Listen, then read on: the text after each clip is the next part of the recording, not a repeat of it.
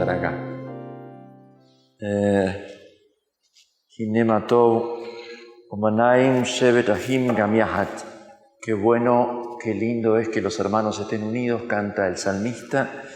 Vamos a pedirle al Señor que así como se ha hecho presente, siga presente, Él lo prometió. Me invitaron y por eso vine, igual que todos ustedes.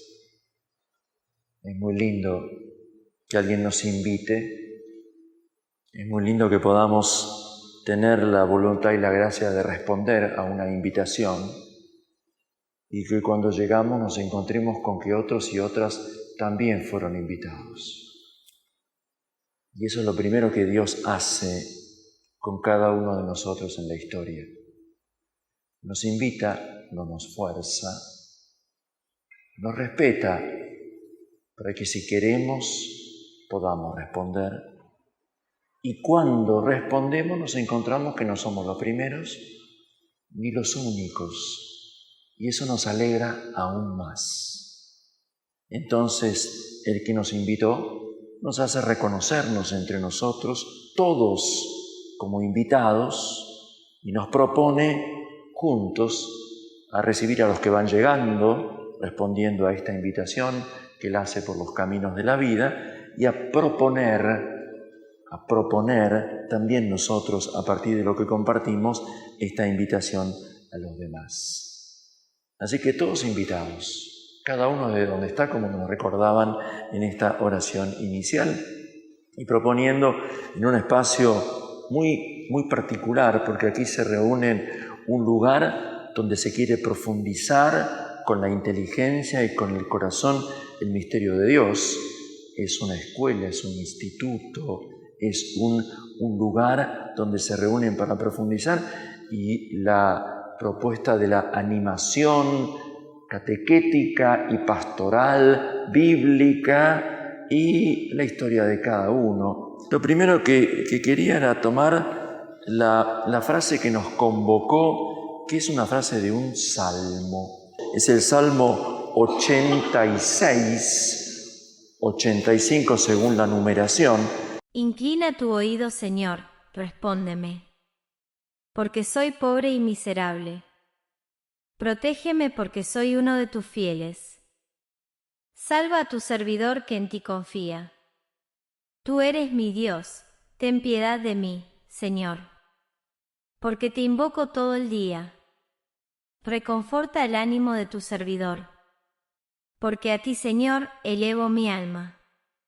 Tú, Señor, eres bueno e indulgente, rico en misericordia con aquellos que te invocan. Atiende, Señor, a mi plegaria. Escucha la voz de mi súplica. Yo te invoco en el momento de la angustia, porque tú me respondes. No hay otro Dios igual a ti, Señor, ni hay obras como las tuyas. Todas las naciones que has creado vendrán a postrarse delante de ti y glorificarán tu nombre, Señor, porque tú eres grande, Dios mío, y eres el único que hace maravillas. Indícame tu camino, Señor, para que yo viva según tu verdad. Orienta totalmente mi corazón al temor de tu nombre. Te daré gracias, Dios mío, de todo corazón, y glorificaré tu nombre eternamente, porque es grande el amor que me tienes, y tú me libraste del fondo del abismo. Dios mío, los orgullosos se levantaron contra mí, y una banda de forajidos atenta contra mi vida, sin preocuparse para nada de ti. Pero tú, Señor, Dios compasivo y bondadoso, lento para enojarte, rico en amor y fidelidad. Vuelve hacia mí tu rostro y ten piedad de mí. Fortalece a tu servidor. Salva al hijo de tu servidora. Dame una prueba de tu bondad, para que mis adversarios queden confundidos. Al ver que tú, Señor, eres mi ayuda y mi consuelo, es una experiencia muy, muy personalizada. Dios mío, tú eres mi Dios, tú me rescatarás. Aquí hay una vivencia que el orante tiene a partir de su intimidad con Dios. No es una oración simplemente pública, el Señor de todos, cósmica, sino en primer lugar profundamente personal, porque el que ora es un pobre. Y eso es una de las cosas que más me alegró en la convocatoria, el lema que eligieron: el que reza es un pobre. Ten piedad de mí, Señor, porque soy pobre y miserable. Anav es el singular de Anawim. Tienen que haber oído hablar de los Anawim, los pobres del Señor. El que reza es uno de ellos. Y Evión es alguien que carece, alguien muy limitado, de quien muchas veces otros se burlan, oprimen. Este hombre que se siente pobre, limitado, aplastado por otros, tiene a alguien a quien llama mi Dios, mi Señor. Y desde esa experiencia reza. ¿Y qué le dice al Señor? Pues le dice que como es bueno, el Señor se muestre bueno para con él. Que como es un Dios que salva, lo salve. Que como es un Dios de misericordia, lo perdone. Como es un Dios de compasión, se compadezca de él. ¿De dónde aprendió este orante que experimenta al Señor como su Dios, este pobre? ¿Quién es el Dios en quien confía? Lo aprendió de la experiencia de su pueblo, de sus ancestros, de sus mayores, que se la han transmitido. Porque hemos escuchado en el Salmo, primero como ecos, tu gran misericordia, tu bondad, tu fidelidad.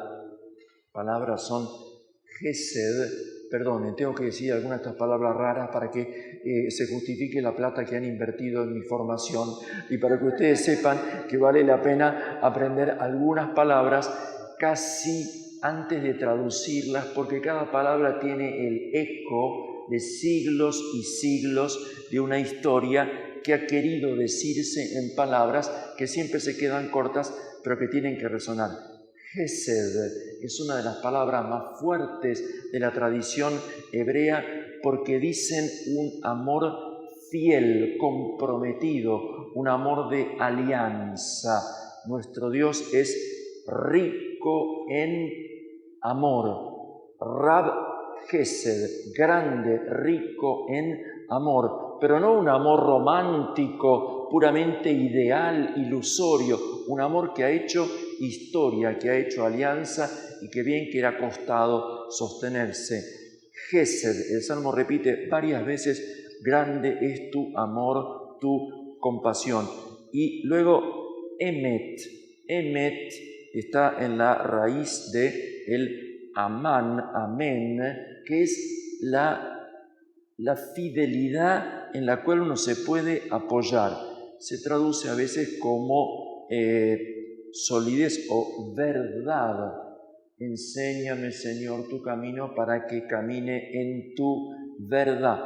Pero muchas veces verdad nosotros lo leemos como una idea que puede ser falsa o verdadera, oponiéndose al error. En la Escritura, la emuná, el emet de Dios, es la verdad que ha sido probada en el tiempo, porque no hay nada más difícil para sostener que el tiempo. El tiempo es la prueba de una verdad. Alguien puede decir: yo te quiero, vamos a ver cuánto dura. Cuando algo dura, en la tradición bíblica, eso es verdadero. Verdadero es lo que aguanta, lo que resiste, lo que persiste. Eso es lo de Dios. Lo de los hombres va pasando, puede ser de un modo, puede ser de otro, puede tener un color u otro. Va y viene lo nuestro, como hierba del campo que florece por la mañana y se seca por la tarde. En cambio, la palabra del Señor permanece. No permanece en el cielo, quizá permanece en el cielo, pero lo que nos importa es que permanece en la tierra como ¿qué? Como fidelidad, como promesa que se va cumpliendo y tiene que volver a decirse y tiene que volver a encontrar ahora la forma de levantar una esperanza. El amor fiel, Gesed, el amor que ha resistido la historia y se ha hecho fidelidad, verdad, Emet, Emuná, están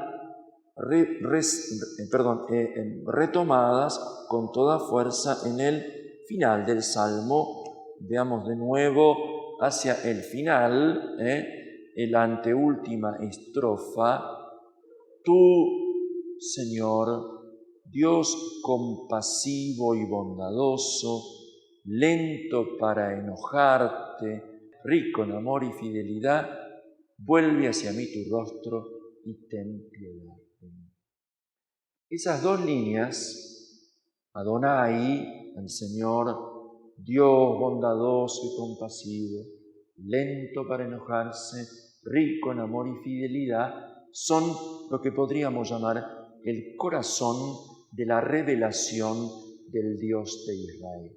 Éxodo 34, estamos en el gran libro del Éxodo, ¿verdad? El gran libro del Éxodo es aquel que nos cuenta primero la liberación, luego el camino hacia la montaña santa. Llegamos a la montaña santa, el Horeb, Sinaí. Estamos en el capítulo 19 y ahí tenemos la gran manifestación de Dios y la propuesta de una alianza.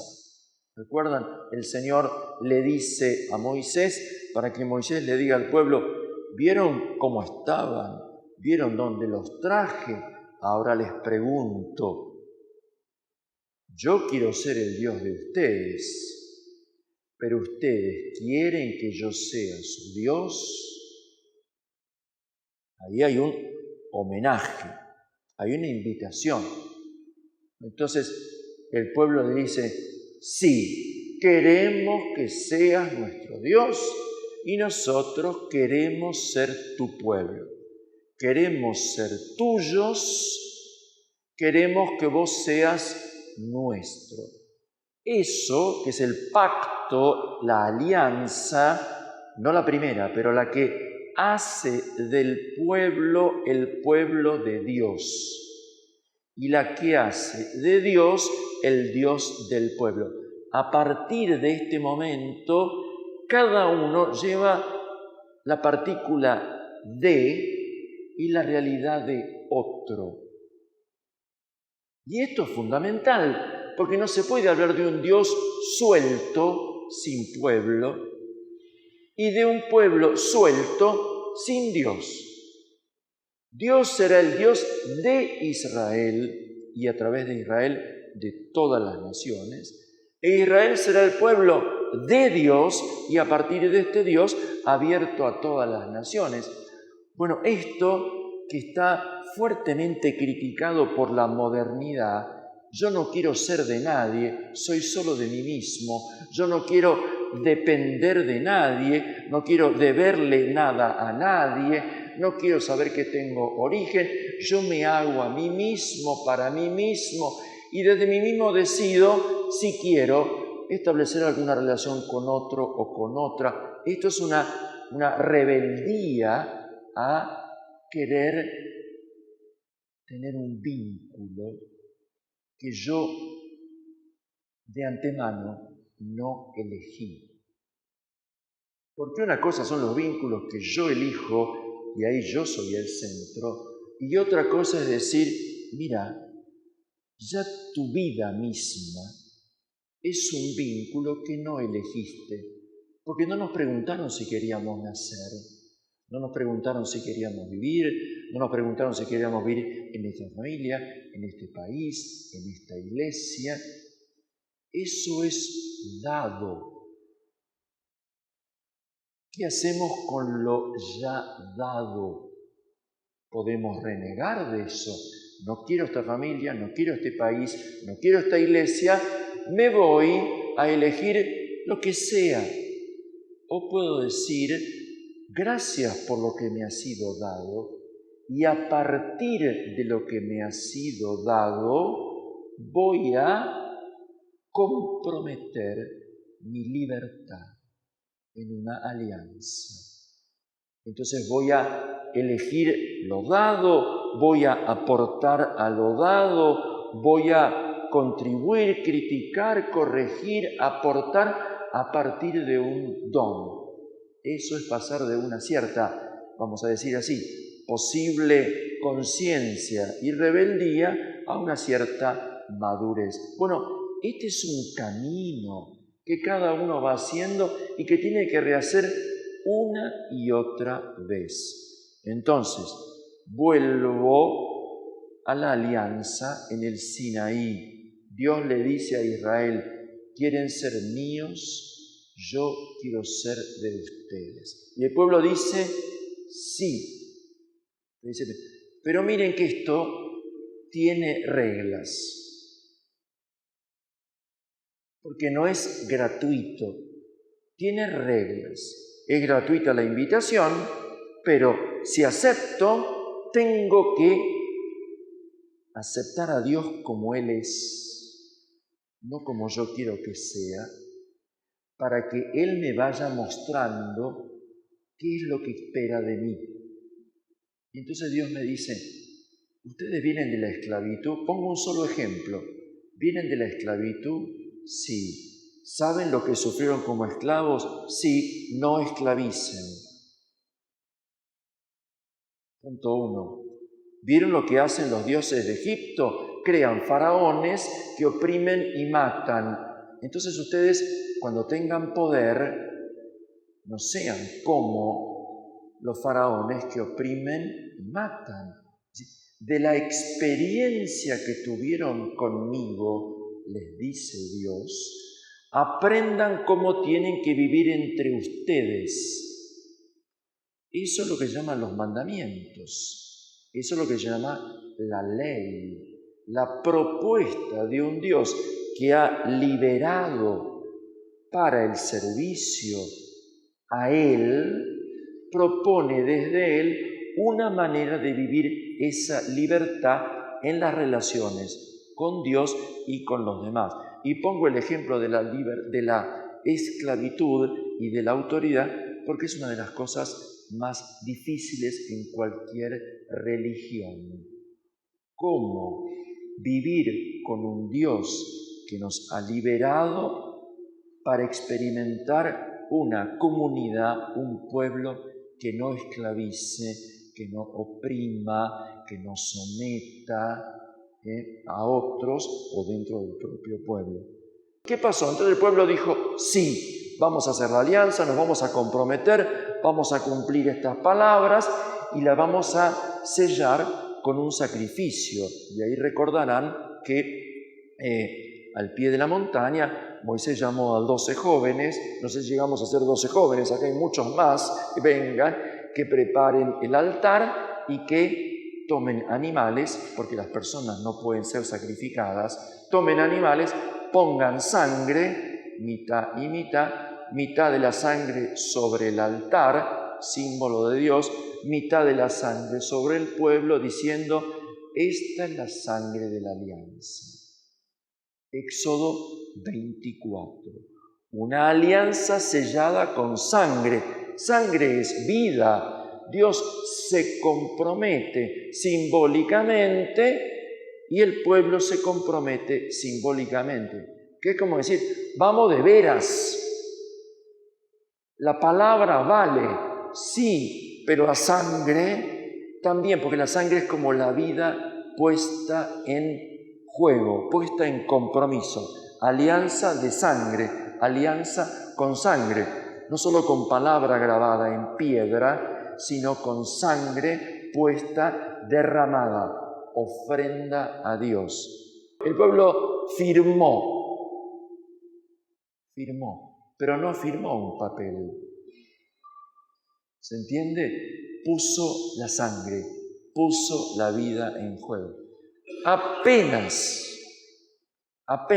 sellada la alianza, firmada con la sangre, Moisés se fue a la montaña y el pueblo, chao, listo, ¿qué habrá sido de ese Moisés? ¿Qué sabemos? Pasaba el tiempo, no pasaba nada, y el primer acto de la libertad en alianza fue la ruptura de la alianza. Éxodo 32, 33 y 34.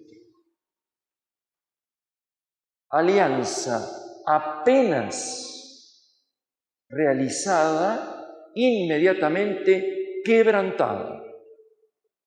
Enseguida. Y el libro del Éxodo lo muestra con una verdad incuestionable. Apenas unos días perdieron de referencia de Moisés y se pusieron. Entonces, claro, hagamos nuestra fiesta, ¿no? ¿Y qué hicieron? El becerro de oro. No voy a hacer la historia porque nos llevaría largas semanas, pero quiero decir esto: se hicieron un Dios a su medida. No es que renegaron del Dios que los liberó, sino que quisieron ese Dios tenerlo a mano. A mí ya no me llama la atención que ese Dios sea oro. Endiosar al oro. Y que tenga la forma de un ternero, de un toro, que es poder, fuerza. Entonces, Dios es dinero que reluce o potencia, poder. Ese es Dios. Decidamos nosotros quiénes le dan culto, qué tipo de sacrificio, y se arma una fiestita, toda de ellos. Entonces, en la montaña, y me permito recrear la escena, en la montaña está Moisés, que tuvo que hacer todo el trabajo desde chiquito, y el Señor. Y no sabe lo que está pasando. Entonces Dios se lo cuenta.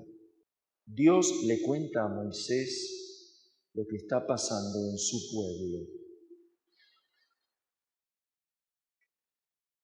Perdonen, muchas veces creemos que para saber lo que está pasando en el pueblo de Dios hay que preguntarle a cualquiera menos a Dios. Entonces buscamos expertos en diagnósticos. Benditos sean todos los diagnósticos. ¿Qué está pasando? Los porcentajes que suben, que bajan, las causas, las concausas, las historias. Le preguntamos a todo el mundo qué está pasando en el pueblo de Dios. Le preguntamos a Dios, porque en la historia bíblica el pueblo es de Dios. Y el que sabe profundamente lo que está pasando en el pueblo de Dios es Dios. Es su pueblo. Somos su pueblo y ovejas de su rebaño. Entonces, parecería bastante más coherente preguntarle a Dios: Señor, ¿qué está pasando con tu pueblo? ¿Qué está pasando con nosotros? Y cuando uno se anima a correrse un poquitito del tumulto de opiniones y hacerse un ratito de montaña a solas con Dios, Dios está esperando que alguien venga para hablar con Él y compartirle lo que Él siente por su pueblo, que somos nosotros. Es así, esto es así. Entonces va Moisés y Dios le dice, mirá lo que está pasando. Entonces dice, ¿sabes lo que está pasando con tu pueblo? Y Moisés no sabe porque no está. Entonces le dice, es un tironeo precioso, ¿no? Le dice, mirá, este pueblo me traicionó. Le dice Dios, ¿no? Me traicionó. Se hicieron un becerro, están haciendo una fiesta, como diciendo, casi como renegando de la historia.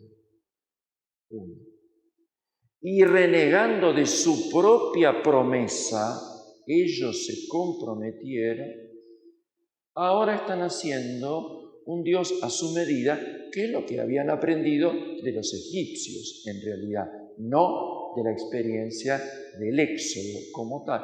Entonces, como enojado, por un lado, le hace a Moisés una propuesta fascinante. Dice, mira, déjame que yo los destruya y de vos, que sos fiel, yo haga un pueblo como corresponde, ¿sí? Como la gente. Por supuesto es una proyección del autor bíblico, ¿no? Pero es la tentación más fuerte de un líder, de un responsable, de alguien que ha tenido que acompañar a otros en un camino y que se da cuenta que han fracasado. Yo pensaba que íbamos a lograr este objetivo, íbamos a concretar este proyecto, íbamos a esta altura a estar y resulta que no. ¿Por qué? Y porque con esta gente, con esta iglesia, con estos curas, con estos catequistas, ¿cómo querés? Tentación. Con esta gente no se puede. Entonces, saquémonos de encima a esta gente y hagamos una cosa con gente como la gente, o sea, como vos. O sea, renegá de la historia, de la comunidad y de la alianza que un día sellaste para hacer de cuenta que podés empezar todo de cero. Como si vos fueras Abraham. ¿Se entiende la idea?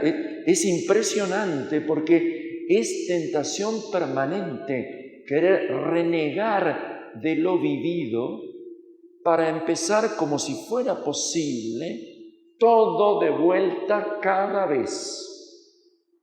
Y se lo está diciendo el Dios omnipotente, el Creador, se lo ofrece a Moisés, que hizo todo el camino. Y entonces dice, mira, déjame que este pueblo, le dice Dios a Moisés, que vos hiciste salir de Egipto, que yo lo destruya y que de vos haga un pueblo como la gente. Dice la Escritura que Moisés era un hombre humilde, el más humilde de todos,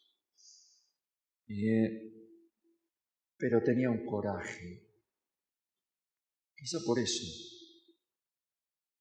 Entonces se le planta a Dios y dice, no, perdón, este es tu pueblo y vos lo sacaste de Egipto.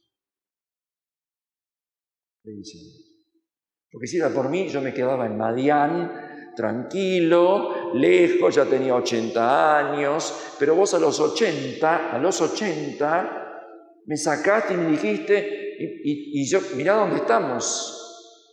Estamos en la montaña donde todo empezó. Porque estamos en el mismo punto donde una zarza ardiendo sin consumirse empezó la historia con Moisés. El mismo lugar. Entonces, miren todo lo que pasó entre medio, ¿no? Entre Éxodo 3 y Éxodo 34 tenemos toda la historia de la liberación y de la alianza y de la ruptura. Entonces, como decir, volvemos a estar vos y yo. Claro, pero ahora entre medio hay un pueblo. que ha hecho toda esta experiencia. Y entonces Moisés le dice a Dios, ¿vas a destruir a tu pueblo? Porque este pueblo es tuyo. ¿Vas a destruir lo tuyo?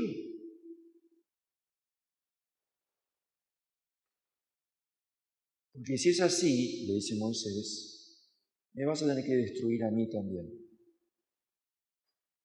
Porque yo soy parte de este pueblo. Moisés le pone ante Dios la fidelidad que Dios mismo prometió y le pone la amistad que él tiene con Dios. Las dos cosas pone frente a Dios. La fidelidad de Dios con su pueblo, vos lo sacaste de Egipto, este es tu pueblo, ¿vas a destruir lo tuyo? Y segundo, entonces me vas a tener que destruir a mí también, porque yo soy parte de este pueblo. Se juega el cara a cara con Dios por un pueblo traidor, por un pueblo rebelde,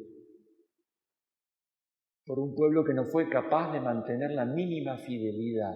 Moisés se juega por ellos ante Dios. Y entonces Dios le dice, vos vas a ver ahora quién soy yo. Entonces, Moisés le pide, déjame ver tu gloria, y Dios le dice, no, lo lamento, pero no vas a poder verme porque si te morís. Entonces yo voy a pasar, y vas a poder ver mi espalda. ¿Se acuerdan el texto? Ver la espalda es ver lo que queda cuando Dios pasó. Son como los trazos de su paso. No el rostro de frente, no se puede. Dios siempre pasa adelante. Y nosotros vamos reconociendo trazos. Por aquí pasó por estos sotos, mil gracias en amores derramando, decía San Juan de la Cruz, ¿no? Uno ve trazos, por aquí habrá pasado, lo voy buscando por aquí, por allá. Bueno, entonces dice, yo te voy a poner aquí y voy a pasar. Y cuando pasa, Dios pronuncia su nombre. El nombre, que no lo podemos pronunciar, no saben, nosotros decimos el Señor, le había sido revelado a Moisés en esa zarza, en el capítulo 3, ¿se acuerdan? Cuando me pregunten los israelitas, entonces ahí estaba solo el nombre, y del nombre de Dios habían conocido el poder que los libera. Ahora Dios completa su CV, su documento de identidad. Éxodo 34:6. El Señor pasó delante de él y exclamó: El Señor es un Dios compasivo y bondadoso, lento para enojarse y pródigo en amor y fidelidad. Él mantiene su amor a lo largo de 1000 generaciones y perdona la culpa, la rebeldía y el pecado. Sin embargo, no los deja impune, sino que castiga la culpa de los padres en los hijos y en los nietos, hasta la 3ª y 4ª generación. Moisés cayó de rodillas y se postró diciendo: Si realmente me has brindado tu amistad, dígnate, Señor, ir en medio de nosotros. Entonces el Señor pasó y completó su presentación, la automanifestación, la autorrevelación de Dios, diciendo que Dios no es simplemente un Dios de poder, que podría ser la idea a partir de la experiencia de liberación, porque si solo fuera un Dios de poder, ahora tendría que destruir a su propio pueblo, como mostró su poder contra los egipcios. Entonces, este Dios de poder se manifiesta como el Dios de la misericordia. Bondadoso y compasivo, lento para enojarse, rico en amor y fidelidad. Es una preciosa, ¿no? Es como una especie de credo Los israelitas pueden decir, creo en un Dios que tiene un nombre, por lo tanto es alguien, no algo. Y en ese nombre misterioso que no puedo pronunciar, hay una historia que tiene en cuenta la rebeldía, la ruptura, el pecado, el mal, pero superados por la bondad, la misericordia, la paciencia, lento para el enojo, la compasión.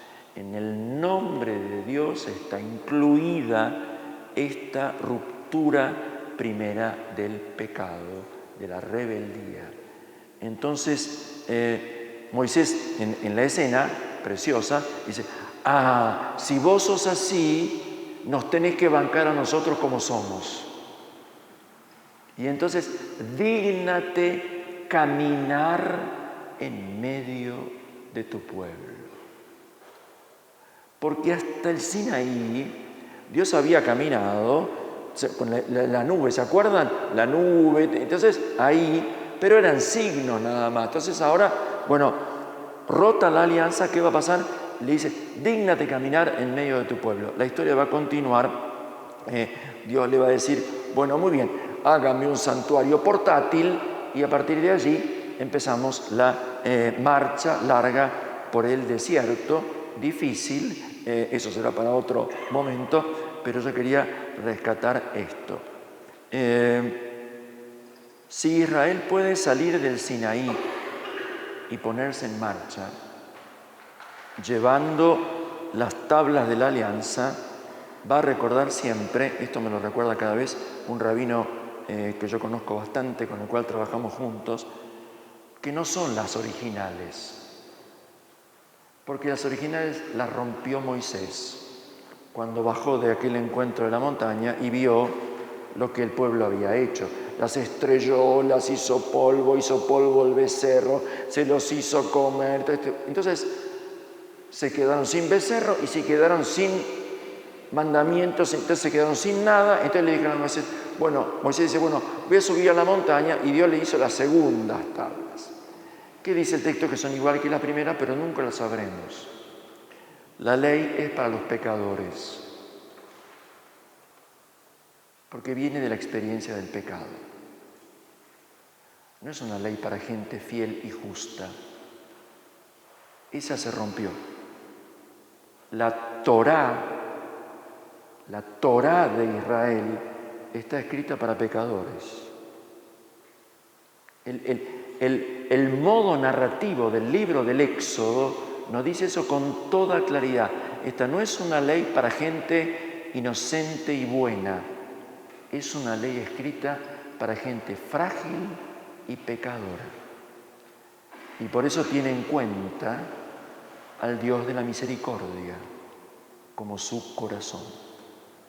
Nos recordaba Francisco en la bula de convocación del año jubilar que en nuestra condición normalmente donde más conocemos a Dios es cuando Él tiene misericordia de nosotros. El perdón es un lugar privilegiado para entrar en el misterio de Dios. Porque lo más propio de Dios es su misericordia. Lo más divino de Dios. Dios es amor, sí, pero ese amor en la historia se llama misericordia. ¿Por qué? Porque encuentra la miseria.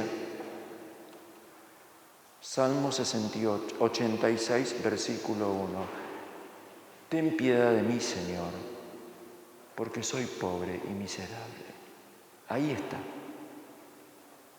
El Señor, mi Señor, lo es y yo lo experimenté porque y cuando soy pobre y miserable. Es el lugar fascinante, profundísimo del conocimiento de Dios. Entonces se pone Israel en marcha y aprende y queda como estribillo de la fe o de la tradición cultural judía, nuestro Dios es rico en amor y fidelidad, su alianza, su amor permanece para siempre. Si volvemos al Salmo, y termino esto, en el Salmo el salmista había aprendido muy bien, porque, vamos de nuevo al Salmo 86, Salmo 86 de nuevo, la anteúltima estrofa: tú, Señor, Dios compasivo y bondadoso, lento para enojarte, rico en amor y fidelidad. Vuelve hacia mí tu rostro y ten piedad de mí. El salmista ha hecho del Dios de su pueblo su Dios. Y desde ahí le reza a su Dios con lo que de su Dios aprendió su pueblo a lo largo de la historia. ¿Y qué aprendió? Que Dios lo puede salvar porque es misericordioso. Entonces no apela a la justicia divina, sino a la misericordia. Apela a la compasión. Por supuesto que la justicia es imprescindible, pero a veces no hay justicia a la cual reclamar, y entonces uno va a lo más profundo, que es la misericordia y la compasión del Dios que hace justicia. Traten de pensar por un segundito, si alguien viniera como de fuera y les preguntara a ustedes ahora aquí en Buenos Aires, en Argentina, en la iglesia, bueno, ¿cómo estamos?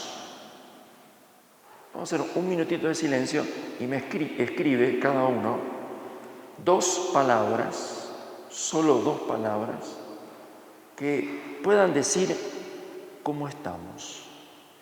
A ver qué sale. Con el que compartieron o la que compartieron, ¿fueron idénticas las 2 palabras? No, así que menos mal que no estamos todos iguales. Menos mal, aún en la misma situación, ponele, el modo de estar de cada uno es diferente. Entonces, ¿alguna coincidió un poquito, aunque sea una alguna vez? Sí, o sea que cada uno está en su mundo, tampoco es. Entonces, las 2 cosas son importantes, ¿no? Que hay un modo diferente de cada uno, pero no que cada uno está tan en su mundo que no tiene nada en común con lo que otros sienten que nos pasa. Eso quiere decir que estamos suficientemente afectados, que las cosas nos afectan, que nos tocan, pero que no somos solo una consecuencia de eso, sino que podemos decidir, elegir cómo estar ante eso. Creo que me salió suficientemente bien, pero si no, me lo dice. Y eso es importante. Las cosas nos afectan. Sí, gracias a Dios no estamos blindados, no estamos a la defensiva, no estamos cerrados, no estamos bloqueados, pero tampoco estamos totalmente determinados por las cosas que nos afectan, como para ya no tener ninguna actitud, ninguna postura, ninguna propuesta de decir, sí, esto es lo que me afecta, pero yo lo voy a vivir, atravesar, enfrentar, lo que sea, desde un lugar que no es dejarme solo decir, sino también poder yo decir cómo estoy frente a esto. Esto es, como mínimo, el respeto, como máximo, la invitación a una alianza. Si esto es posible, entonces puede haber una propuesta de alianza. Y esto es lo que Dios nos propone. Entonces, 5 palabras que hayan salido. ¿Cómo estamos? Apurados por el tiempo, por este tiempo hay que terminar ya para... Estamos apurados. Muy bien. ¿Cómo estamos? Esperanzados. necesitados, ansiosos, afligidos, sometidos, agradecidos, inquietos, unidos. ¿Qué más? Allá por el fondo no se escucha. Cansados.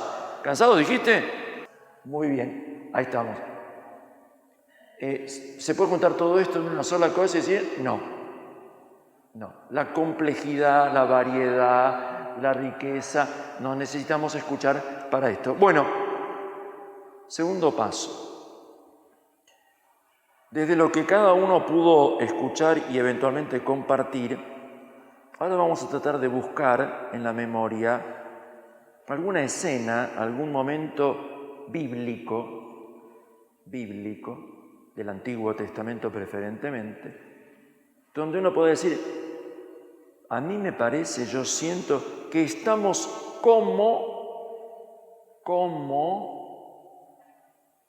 Abraham, como el pueblo en el Sinaí, como Isaías, como Job, como el salmista, como un lugar bíblico que ustedes tengan, que sientan que puede decir, expresar cómo siento hoy que estamos.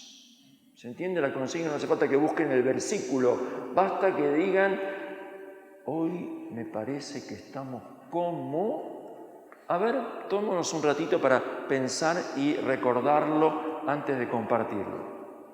Lugar bíblico, personaje bíblico, escena, momento, ¿cómo estamos? Esto ayuda, y la pregunta se la guarda a cada uno, a ver si pudieron al menos encontrar en este momento algún motivo de por qué eso me vino, ¿no?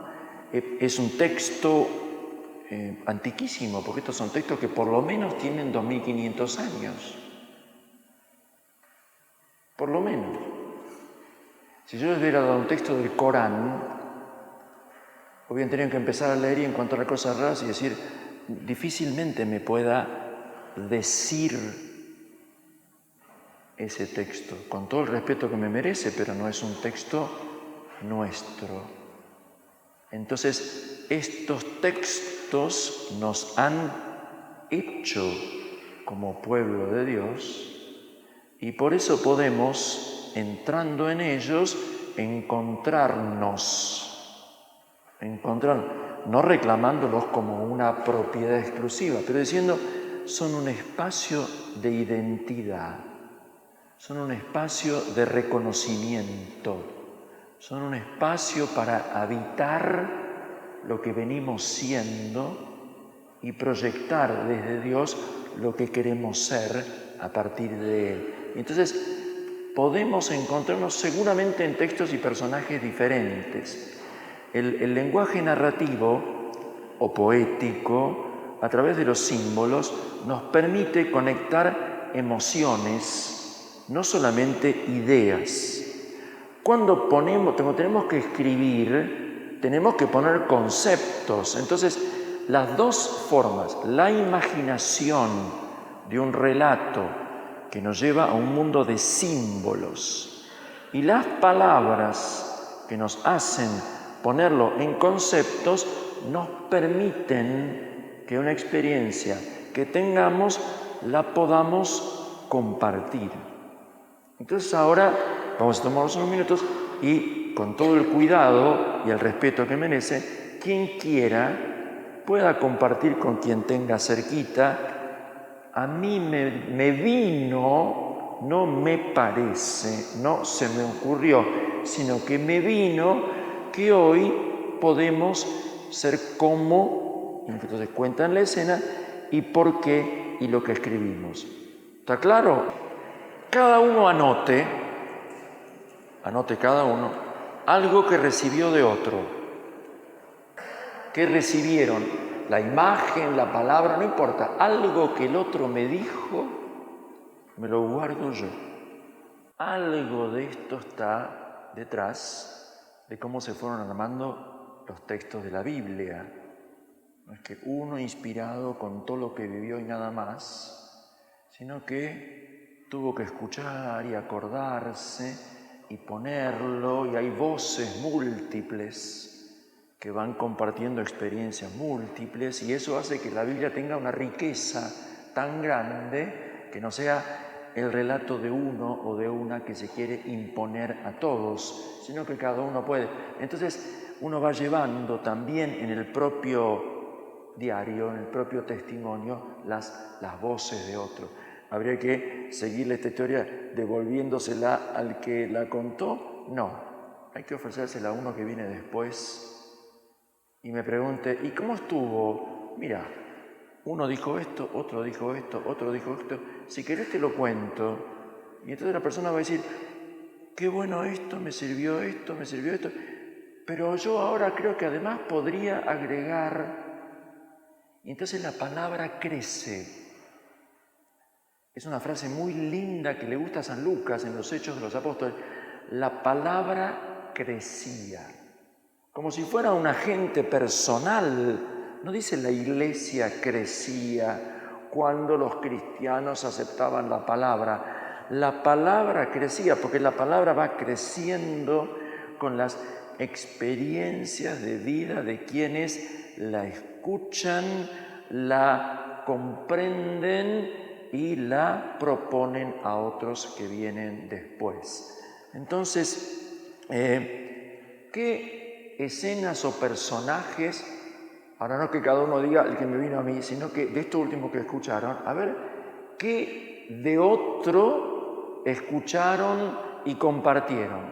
¿Qué escena o personaje o lo que sea? Díganme por lo menos 4 o 5, a ver. La confianza del buen pastor. ¿El buen pastor Jesús o el buen pastor Dios del Antiguo Testamento? Alguien que se ocupe, vamos a decir. Porque en el Antiguo Testamento el buen pastor es Dios. Y en el Nuevo, David lo intentó, pero bueno, hizo lo que pudo, pobre. En el Nuevo viene Jesús y asume esa función. Gracias. ¿Qué otra imagen vino? La imagen del pueblo judío todavía esclavizado en Egipto. El pueblo todavía esclavizado en Egipto. ¿Qué otra imagen vino? La confianza en el Señor. ¿Pero con qué imagen? Porque confianza es una actitud.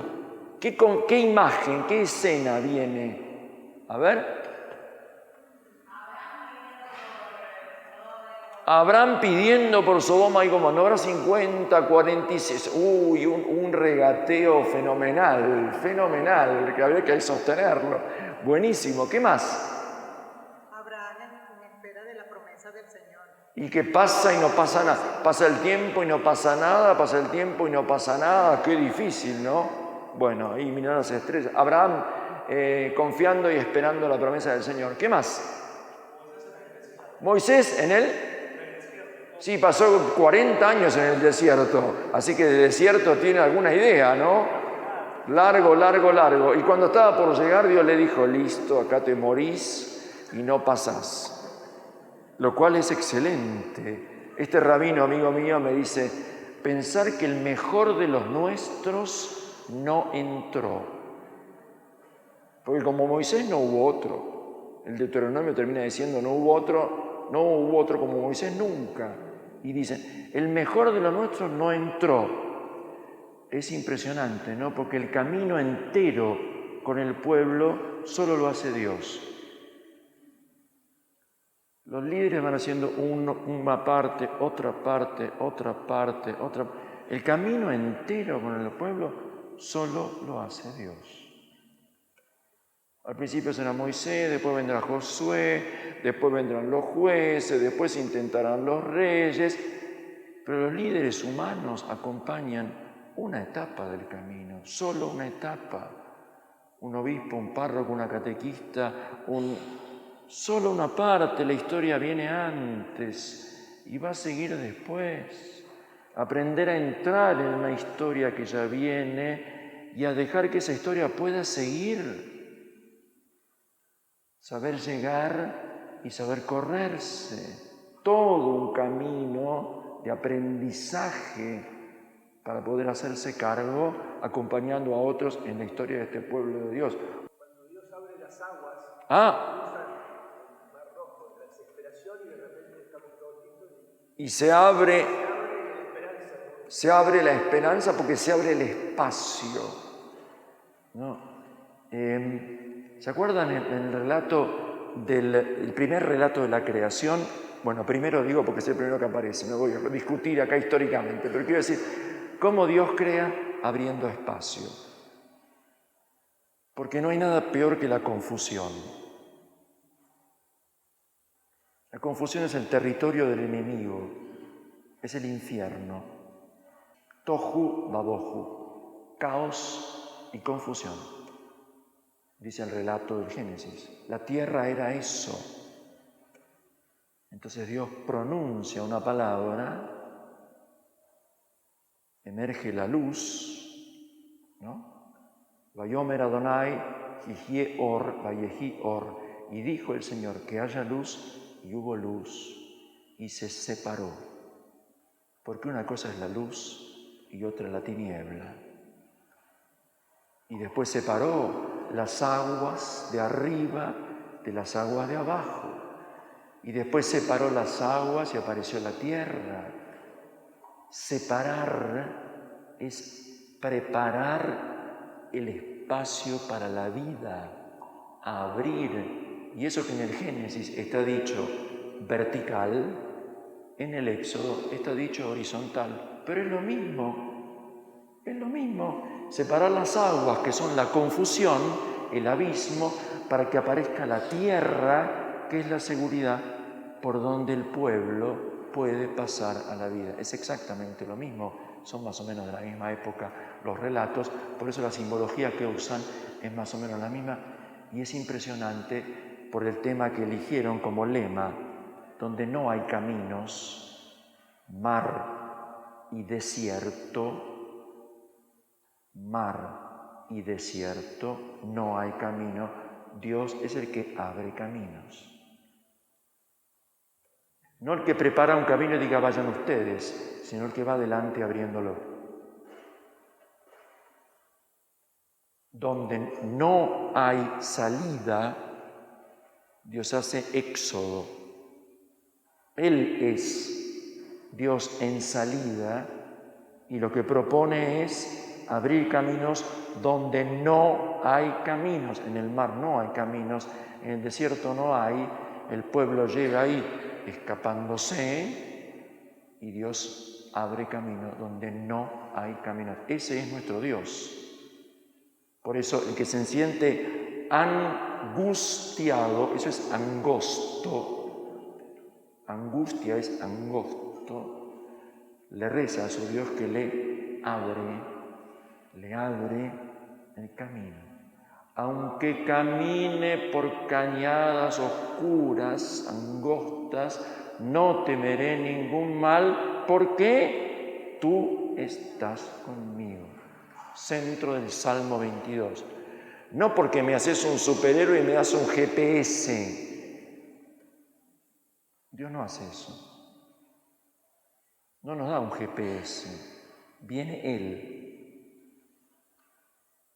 que es lo mejor para ir por un paisaje que uno no conoce, un vaqueano, uno que conozca los caminos y que me diga, mira, hay que ir por acá. No, pero el GPS dice, no, hay que ir por acá. Ese es nuestro Dios, no el que te da un GPS, como si el camino ya estuviera hecho, porque no está hecho,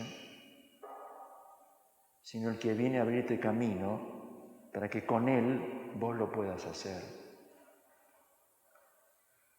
¿Recuerdan? Caminante no hay caminos.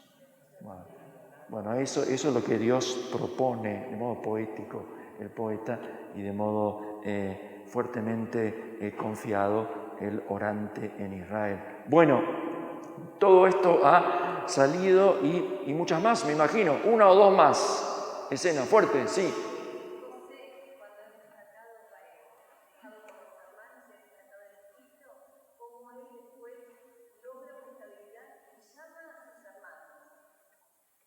Una fraternidad difícil. Eso, una familia disfuncional, dirían ahora los expertos en análisis sistémico familiar, pero lo que cuesta recrear una fraternidad. la muerte del hermano mayor sea la muerte del primogénito, la que pueda recrear una fraternidad para todos. Ya pasé al Nuevo Testamento por las dudas. Porque es la muerte del primogénito, del único, la que puede permitir desde la Pascua una fraternidad para todos, ¿no? La sangre de Abel clama desde la tierra pidiendo justicia por todas las sangres derramadas, pero la sangre de Jesús clama perdón, misericordia por todas las sangres derramadas. ¿Cuál sangre clama más fuerte? Bueno, la sangre de la alianza, la del Sinaí o la de Jesús. Una historia de sangre que sigue siendo derramada tristísimamente entre quienes, llamados a ser hermanos, nos seguimos muchas veces matando por cosas que no construyen absolutamente nada, ¿no? Bueno, sí, gracias por la historia de José, que nos dice qué difícil recrear los vínculos familiares, la metáfora y el telegúmeno. Quiero hacer un paso hacia el Nuevo Testamento. Del Antiguo ya algo hemos compartido y me parece que ayuda. En el Nuevo Testamento, la metáfora del camino, el salmista decía: muéstrame, Señor, tu camino para que camine en tu fidelidad. Esa oración del salmista se le propone desde Jesús a quienes Él invita. Jesús aparece en este pueblo que estaba no muy diferente de como estamos nosotros ahora. Cansado, desilusionado, algunos mantenían una esperanza, otros no, era muy distinto. Los testimonios lo muestran con toda claridad. Y en medio de ese pueblo viene Jesús y les dice: bueno, Dios va a cumplir su promesa, porque el reino de Dios se ha acercado. Este es el tiempo en el cual Dios va a intervenir para cambiar la realidad de su pueblo.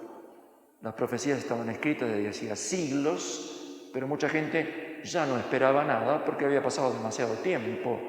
Algunos todavía mantenían algunas esperanzas, unos esperaban un rey, otros un sacerdote como la gente, un rey como la gente, un sacerdote como la gente, un profeta, un sabio. Viene Jesús, que lo que propone es, desde su experiencia, una confianza radical, total, en la misericordia de Dios, en un Dios que es Padre. Abba lo llamaba él provocativamente, porque así no se le rezaba a Dios. Abba, papá, tata, viejo, ¿cómo le dicen? La ternura y el respeto más grande a su padre, depende. Bueno, Abba, le decía Jesús, e invitaba a todos a que de verdad se abrieran a esa confianza en Dios. Y él creía que eso alcanzaba. Que entonces no había que volver atrás a intentar hacer de vuelta bien lo que uno había hecho mal. Porque a eso llamaban algunos conversión, volver para atrás. Me desvié, me extravié, entonces tengo que darme vuelta, volver, desandar lo andado para empezar de nuevo bien, porque como ahora aprendí, como tengo que hacerla, creyendo que puedo, desandar lo andado. No se puede desandar lo andado. Lo que pasó, pasó. ¿Verdad? Es así. Entonces, volver a intentar, redoblando las fuerzas, habiendo creído que lo que entendí me va a ayudar a hacerlo bien, pone el centro en nosotros, no en Dios, y en la ilusión. La ilusión. La provocación más grande que Jesús ofrece es: crean en que Dios está viniendo. no que se quedó atrás esperando que ustedes vuelvan a Él. Textos proféticos y otros decían, vuelvan. Vuelvan es retroceder. Eso se llama nostalgia, dolor del pasado, perdido. Haya sido lo que haya sido, para algunos fue una gloria, para otros fue una catástrofe, pero existe esa tentación, ¿no? Jesús dice, Dios está acercándose y trae su reino. ¿Se animan a creer en un futuro realmente inaudito? Porque cada crisis parece ser inaudita, pero hubo muchas anteriores porque perdimos la memoria. Entonces, recordando la memoria, pero solo esperan que Dios venga a mejorar un poquito lo que está, o les pide solamente componer algo que no está suficientemente bien ajustado. No, Dios quiere invitarnos a nacer de nuevo, a renacer. No solamente a volver a ser como niños, sino a renacer. Pero si somos viejos ya, ¿cómo va a renacer? Bueno, el Espíritu que hace nuevas todas las cosas les ofrece un futuro totalmente distinto de lo que hasta ahora han vivido, de lo que se puedan proponer, de lo que se puedan imaginar. Pero eso hay que creerlo. Y por eso después que Jesús dice, el reino de Dios llega, dice, conviértanse y crean. No conviértanse volviendo para atrás, sino salten hacia el futuro del reino que Jesús trae. Para algunos era incomprensible, porque Dios ya había dicho lo que había que hacer. Era la ley. La había dado Moisés. No fue mal, ¿por qué? Porque no cumplimos la ley. Entonces, ¿qué tenemos que hacer? Pedir perdón, eso se hace en el templo con un sacrificio, y cumplir la ley. Bueno, Jesús no dice eso. No manda hacer sacrificios en el templo, ni manda estudiar la ley para cumplirla. Dice, abran su corazón a Dios.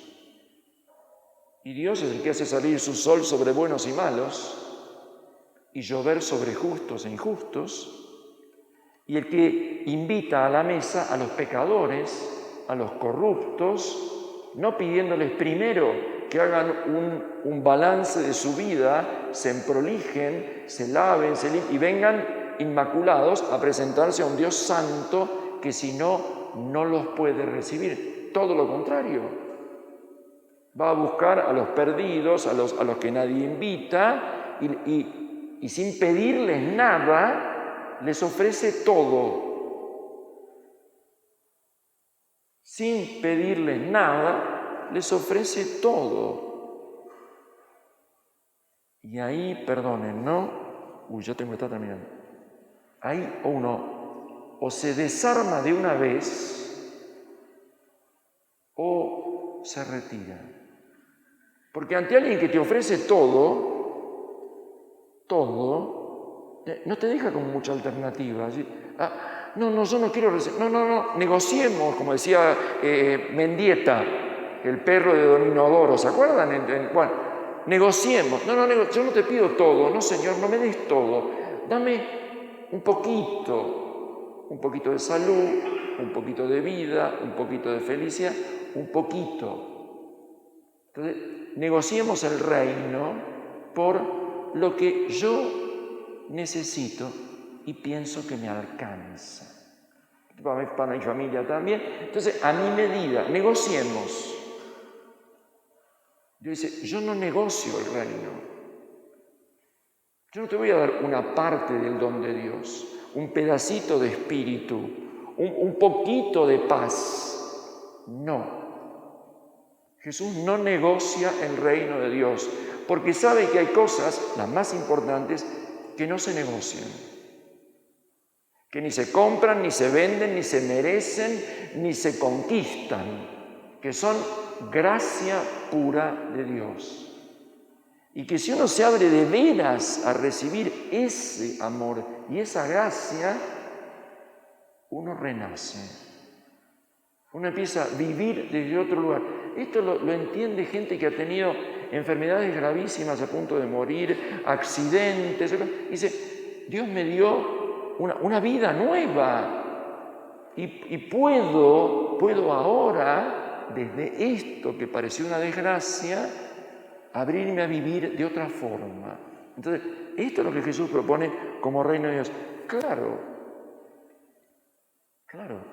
te van a matar si propones eso. Porque los guardianes de la ley y los guardianes del templo y los guardianes de todo lo que se compra y se vende, llámenlo cierta forma de interpretar la religión judía, llámenlo imperio romano, llámenlo arrogancia de los sabios, como quieran, van a sentir una provocación a su poder, a su sabiduría, a su tradición, a su modo, que por supuesto tenía su justificación. ¿Se entiende lo que quiero decir? No es que eran malas personas, es que tenían esa formación. Y cuando viene Jesús, entonces muchos dicen, qué maravilla es esto, y entonces se sueltan, se relajan, se abren y empiezan a compartir con los que nunca hubieran compartido. Y hay a casas de gente donde nunca hubieran ido y se alegran por eso. Y se juntan los viejos con los chicos y los hombres con las mujeres y aparece algo realmente nuevo. Y Jesús dice, eso se llama bienaventuranza. Bienaventurados. Eso es lo que Dios quiere. Eso lo va a llevar a la muerte. Lo va a llevar a la muerte. Por traer eso y ponerle el cuerpo a eso y sostener eso, lo van a matar. Por eso. Por quitar todo privilegio en nombre de Dios a cualquiera. A cualquiera. Cada uno y cada una en Israel y luego a todos, basta que se abra al futuro que Dios le ofrece y nada más. Si eso es verdad, la vida cambia y cambia completamente. No necesito una ley que me recuerde, tenéis que hacer esto, tenéis que hacer lo otro, porque Dios me dio esa vida nueva. Lo matan. Y entonces es la crisis más grande. Termino con esto. No, vámonos. Y había dos que se iban ese primer día de la semana. Es el texto más célebre al cual hay que volver si queremos hablar del camino. Emaús. ¿No? Hay que volver ahí, lo lamento y me alegro de que si hablamos de muéstrame, Señor, tus caminos, no está solo el camino que llegó a Jerusalén e hizo Jesús, sino también los caminos de los que se van. No solo los caminos de los que llegaron, sino también los caminos de los que se van. Todos esos son caminos del Señor.